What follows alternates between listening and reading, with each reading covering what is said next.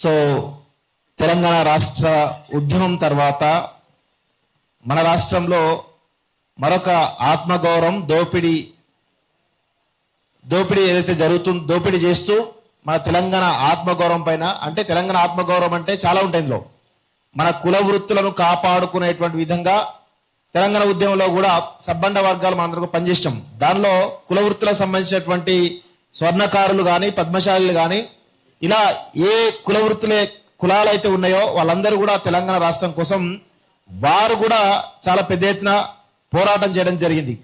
తెలంగాణ వచ్చిన తర్వాత వాళ్ళ బతుకులు మారుతాయని చెప్పేసి అనుకున్నారు. కానీ తెలంగాణ వచ్చిన తర్వాత స్ట్రాటజికల్ గా ఒక దోపిడీ జరుగుతూ ఉంది, ఒక సామాజికమైనటువంటి దాడి జరుగుతూ ఉంది. కుల వృత్తిలో ఏవైతే ఉన్నారో వాళ్ళందరిపైన కూడా చాలా స్ట్రాటజికల్ గా దాడి జరుగుతూ ఉంది. మనం గతంలో సిరిసిల్ల సంబంధించిన నేతల విషయంలో ఆత్మహత్యలు చూసినాము, అన్ని చూసినాం. ప్రభుత్వాలు చొరవ తీసుకుంటే నేతన్నల బతుకులు మారుతాయి, ప్రభుత్వాలు చొరవ తీసుకుంటే స్వర్ణకారుల బతుకులు మారుతాయి, ప్రభుత్వాలు చొరవ తీసుకుంటే ఏ కుల వృత్తుల మీద ఆధారపడిపోతున్నారో వాళ్ళందరి బతుకులు మారుతాయి.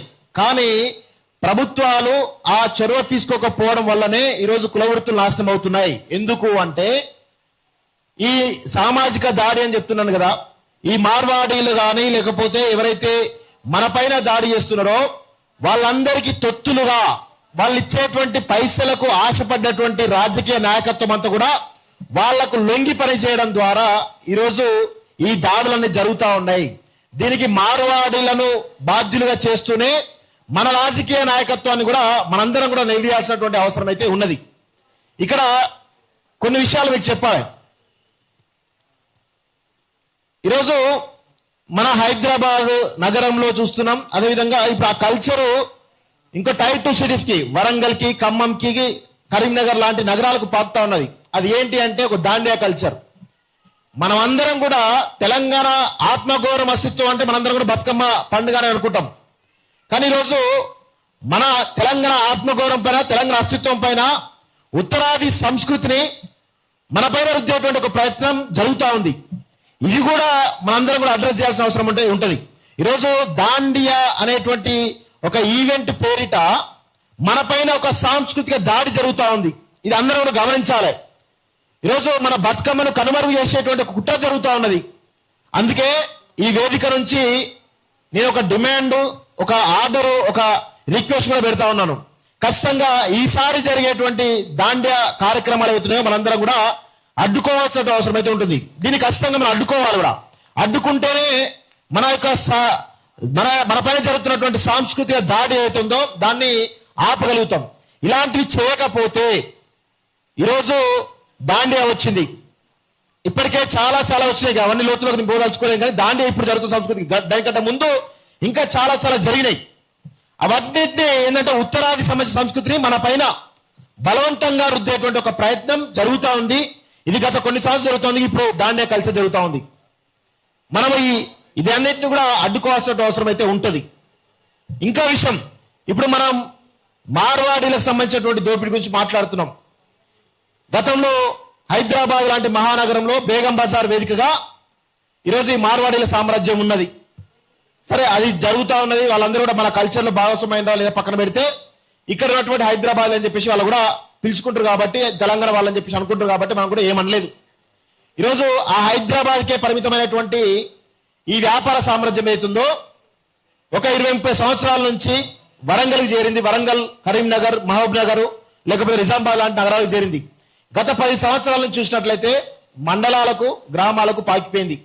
ఎలా పాకిపోయింది అంటే పానీపూరి బండి, సమోసా, అదేవిధంగా జిలేబీ బండ్లతోటి ప్రారంభమై ఈరోజు కిరాణా షాపులు, హార్డ్వేర్ షాపులు, ఐరన్ షాపులు, అదేవిధంగా టైల్ షాపులు, లేకపోతే పెయింట్ షాపులు, గోల్డ్ షాపులు, ఇక పేపర్ ప్లేట్లు, పేపర్ గ్లాసులు, ఇక అసలు వాళ్ళు చేయని దందా లేదు, ఏది లేదు. వాళ్ళకు మూలం ఎక్కడిది అంటే హైదరాబాద్ లో ఉన్న బేగం బజారు. వాళ్ళకు ఒక నెట్వర్క్, ఒక ఈకో సిస్టమ్ తయారు చేశారు. హైదరాబాద్ నుంచి మొదలు పెట్టుకుంటే గుజరాత్, రాజస్థాన్ నుంచి ఒక నెట్వర్క్ ప్రారంభమై హైదరాబాద్ చేరి, హైదరాబాద్ నుంచి వరంగల్ లాంటి నగరాలకు, వరంగల్ లాంటి నగరాల నుంచి ఈరోజు మండలాల నుంచి గ్రామాలకు పాకిపోయింది. స్వీట్ షాపులతో సహా ఏది కూడా వదలకుండా ఒక ఈకో సిస్టమ్ తయారు చేసి చాలా స్ట్రాటజికల్ గా మన యొక్క వ్యాపారస్తుల పైన దాడి జరుగుతూ ఉంది. ఎట్లా అంటే రీసెంట్ గా అంటే మొన్ననే ఒక వారం రోజుల క్రితం మా ఇంట్లో ఒక ఫంక్షన్ జరిగింది. మా నాన్న ఆ ఫంక్షన్కి ఒక 100 మందిని పిలిచిండు. 100 మందికి ప్లేట్లు కావాలరా, పేపర్ ప్లేట్లు తీసుకురా అని చెప్పేసి చెప్పిండు. నాకు నేను ఎప్పుడో ఒకసారి పోతా ఉంటాను కానీ ఎక్కడ తీసుకురావాలి నాన్న అని చెప్పేసి అడిగినా.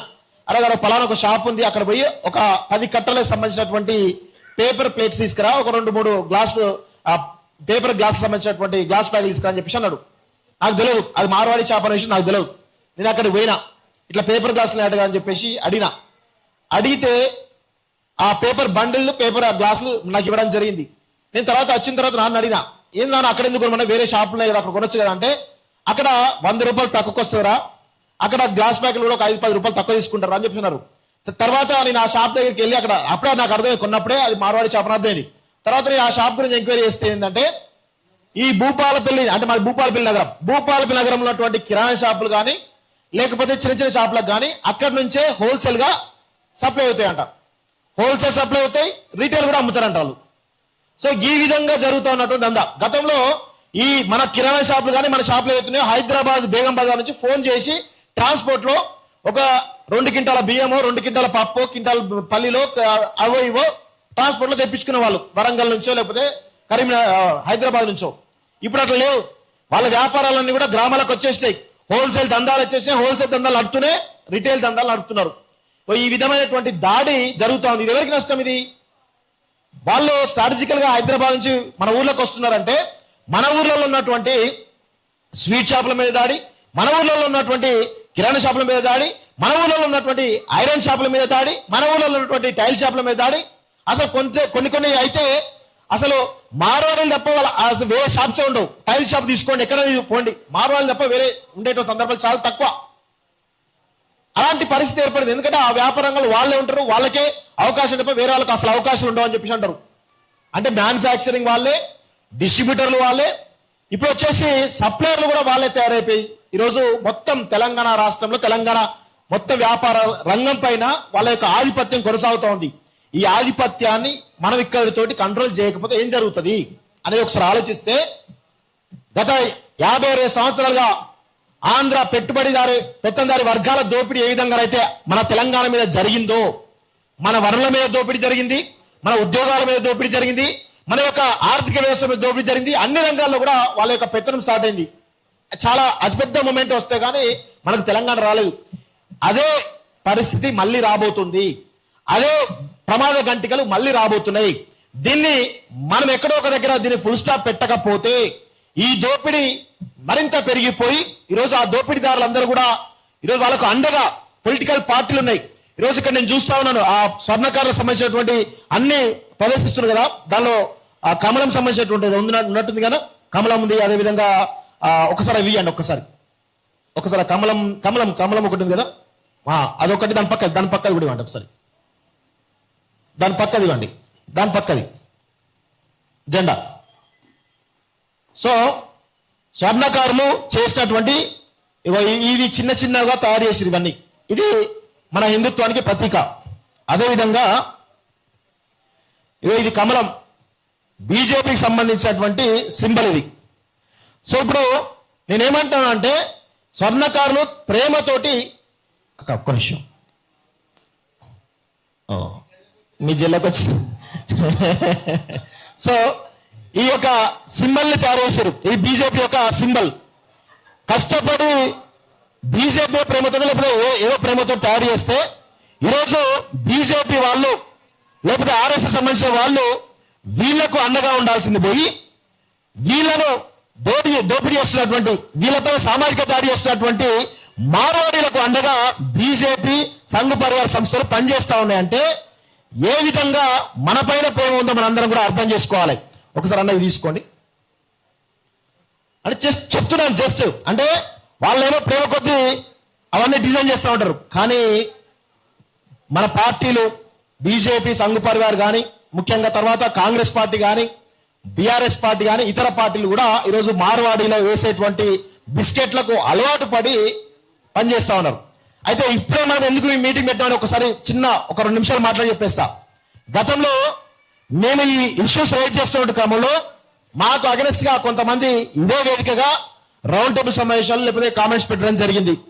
సో అందులో ఒక ప్రొఫెసర్ మురళీ మనోహర్ అనేటువంటి వ్యక్తి ఆయన ఏమన్నాడంటే వీళ్ళంతా కూడా అడ్డా మీద వసూళ్లు కాదు, తెలంగాణ మార్వాడి ఉద్యమం ఆగిపోయింది, అడ్డా మీద వసూలు చేసేటువంటి వాళ్ళని చెప్పేసి మాట్లాడడం జరిగింది. నేను ఒకటే అడుగుతున్నాను, ప్రొఫెసర్ మురళీ మనోహర్ ఆయన మీద గౌరవం ఉండే గతంలో, కానీ ఇప్పుడు ఆయన మీద గౌరవం లేదు. ఎందుకంటే ఆయనే చాలా పద్ధతిగా గతంలో కూడా మన తెలుగులో రగన్న మీద కూడా బీజేపీ అట 5 లక్షలు ఇస్తుంది, నా దగ్గర మొత్తం లెక్కలు అని చెప్పేసి అన్నాడు. ఇక్కడ కూర్చొని నేను సవాల్ ఇస్తున్నా ప్రొఫెసర్ మురళీ మనోహర్కి, దమ్ముంటే నిరూపించాలి, లేకపోతే క్షమాపణ చెప్పాలని చెప్పేసి అన్నాం. ఆ రోజు తప్పుడు మాటలు మాట్లాడిండు. తర్వాత మార్వాడి ఉద్యమం ఆగిపోయింది, వీళ్ళంతా వసూలు చేసుకొని చెప్పేసి ఒక మాట మాట్లాడిండు. నేను ఒకటే మాట్లాడుతూ ఉన్నాను, ప్రొఫెసర్ మురళీ మనోహర్ గాని వాళ్ళకి సంబంధించిన వాళ్ళు ఎవరైతున్నారో మీలాగా మేము మార్వాడీలు వేసేటువంటి కుక్క బిస్కెట్లకు అలవాటు పడి బానిసల్లాగా చెంచాల్లాగా మారేటువంటి వ్యక్తులం కాము. మేము ఖచ్చితంగా తెలంగాణ కోసం, తెలంగాణ అస్తిత్వం కోసం, తెలంగాణ ఆత్మగౌరవం కోసం ఖచ్చితంగా నిలబడి కొట్లాడే వాళ్ళం తప్ప మీలాగా బానిసల్లాగా చెంచల్లాగా పనిచేసే వాళ్ళం కాదు. నోరు అదుపులో పెట్టుకొని మాట్లాడితే మంచిది, లేకపోతే తీవ్రమైనటువంటి పరిణామాలు ఉంటాయని చెప్పేసి కూడా వాళ్ళకు నేను సీరియస్ గా వార్నింగ్ ఇస్తూ ఈ అవకాశం మీ అందరూ కూడా ధన్యవాదాలు. జై తెలంగాణ. జై తెలంగాణ.